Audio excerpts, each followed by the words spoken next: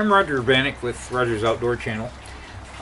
Today I'd like to kind of test your adventuring spirit and talk about some things that, no, you probably won't want to do them, make them a regular hobby, but they're really cool to try for one time. You know, just go out and just say, wow, I did this. Jumped out of a plane.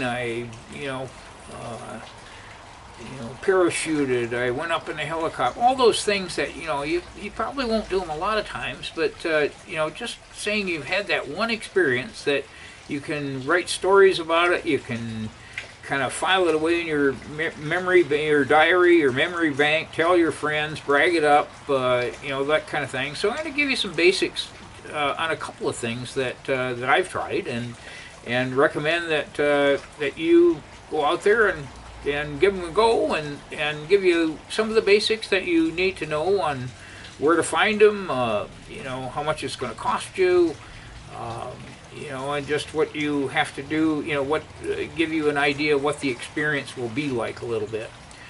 The first one I want to talk about is river rafting. Whenever somebody mentions that to me, I, kind of immediately think of kind of the first trip that we took on the Wenatchee River, where it was just really perfect. We just hit really cool rapids. We had fun, talkative guides. Spent a couple hours on the river. It was we did it maybe late June, so the water was starting to get a little bit warmer. I mean, we didn't freeze to death. It was still pretty cold, but when we got wet, etc. And we planned for the trip. We brought changes of clothes, and we brought lunch, and to where we were kind of prepared to just go out and have a good time. I think the Wenatchee trip,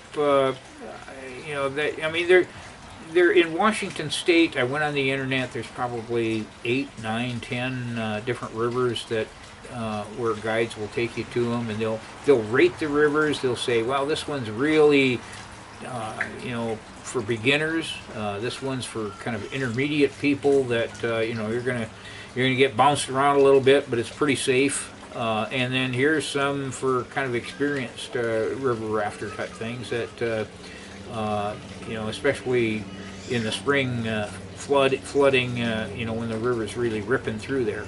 So you can check out your river and kind of how much adventure, how much are you willing to take, versus the especially on your first outing, and try to plan your trip to where you have warm weather. You get there in plenty of time and make a real vacation out of it. Go out to dinner or drinks afterwards. But the thrill of going down through those rapids, getting bounced around a little bit, is pretty cool. So again, the internet is going to tell you who offers what trips at what price. I mean, they're going to run maybe $75 for a 2-3 hour trip, to $150 for a little bit longer trip on a more challenging river.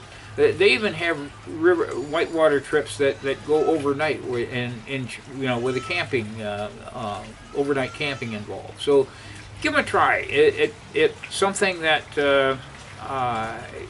it's an experience that it's pretty safe. I consider as long as you stick with those beginner to intermediate type rivers.